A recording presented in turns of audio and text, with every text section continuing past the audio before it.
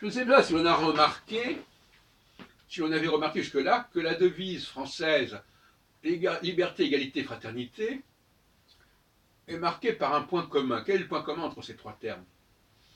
Bon, ça fait penser à des questions de café philo, comme celles que j'aime lancer. Je vais vous donner tout de suite la réponse. Le point commun, c'est l'illimité. C'est le refus des frontières. C'est le refus des limites. Liberté, liberté, c'est quand on ne veut pas de limites. Fraternité, c'est quand on ne veut pas de barrières. Et égalité, c'est quand on ne veut pas de clivage. Donc finalement, cette notion de limite qui est mise en cause. On ne veut pas de limite. On ne veut plus, on ne veut pas se limiter, on ne veut pas se terminer, se définir, s'enfermer. C'est une volonté de ne pas s'enfermer. Et ça peut déboucher évidemment sur l'impérialité, évidemment.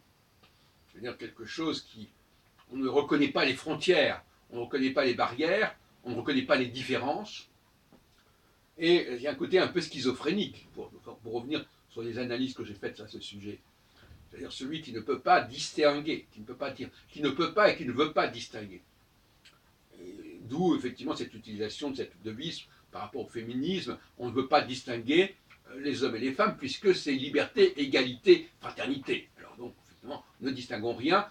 Bon, et ça c'est une démarche un peu schizophrénique à mon sens. Et j'ai condamné à plusieurs reprises cette démarche, même si elle est nécessaire à certains moments, mais ça n'est pas une fin en soi. La fin en soi, ce n'est pas l'unité. La fin en soi, c'est de respecter les différences. L'unité, c'est schizophrénique. L'unité, c'est la machine. La machine, elle ne fait pas de différence. Elle joue son truc, elle sort son truc, l'outil, le marteau, il tape sur n'importe quoi, il ne fait pas de différence. Et le lecteur de CD, il joue n'importe quoi, il ne fait pas de différence. Et il ne fait pas de différence par rapport à qui il s'adresse et devant qui il joue. Bon.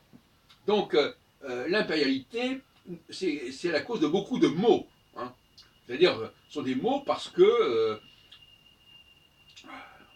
on ne respecte pas les différences et on met tout dans le même sac, comme on dit, et c'est très fâcheux. Parce que même s'il y a, alors je voudrais passer à un autre sujet un petit peu connexe, même s'il y a une sorte d'unité générale, une sorte d'unité de façade, derrière cette unité de façade, c'est l'arbre qui cache la forêt. Hein. Il y a des différences entre les groupes, même ceux qui parlent la même langue, et même ceux qui ont la même religion, peuvent se distinguer, se différencier les uns des autres, pour toutes sortes de raisons. On peut très bien vivre en France, vivre dans la même ville, et utiliser la même langue, et avoir par ailleurs des groupes qui originellement sont très différents. Bon, vous connaissez ma théorie à ce sujet. Les groupes sont ce qu'ils sont, mais ils peuvent, à des moments différents de leur vie, de leur histoire, ils peuvent adopter telle et telle idée, telle et telle démarche. La France de Louis XIV, c'est fondamentalement le même peuple que la France de la Révolution française, par exemple. Prenons le cas de Herzl ou des sionistes. Les sionistes ont voulu transformer les juifs. J'étais encore hier à la réunion du CRIF, la convention du CRIF, bon, ça a été dit, ça. Le rêve sioniste, c'était de transformer les juifs, ne pas rester entre juifs, bien sûr, mais en leur donnant de nouvelles valeurs. Valeurs agricoles, valeurs de retour à la terre, et non pas valeurs commerciales dans le secteur tertiaire, voyez-vous. Donc finalement, on prend une population qui est ce qu'elle est, qui a sa propre histoire, sa propre filiation, mais on lui donne un objectif nouveau. On la convertit à d'autres valeurs.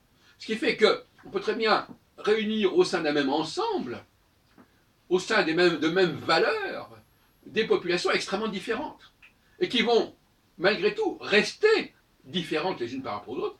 Elles vont rester différentes parce qu'elles ont un ciment différent, elles ont une hérédité différente, elles ont une apparence différente. Et donc, derrière cette unité d'objectifs, d'idéal, si on peut dire, il y a des pesanteurs sociologiques qui font que cette société, en dépit de ses points communs, n'en est pas moins marquée par des différences fondamentales. Et cela, il ne faut pas l'oublier, il ne faut pas se leurrer, hein. Les différences ne cessent pas parce que, tout simplement, on aura conféré des valeurs communes. Et on voit bien très rapidement, très souvent, à quel point cette unité de façade se rompt, se morcelle.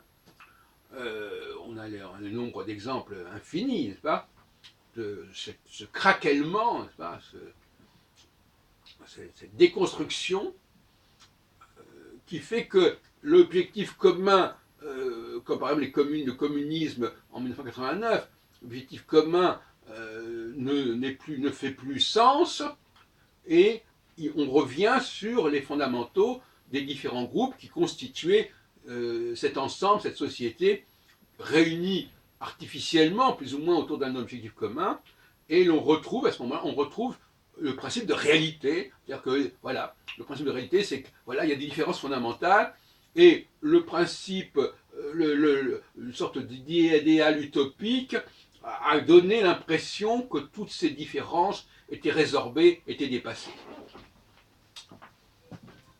L'impression qui est une illusion, évidemment.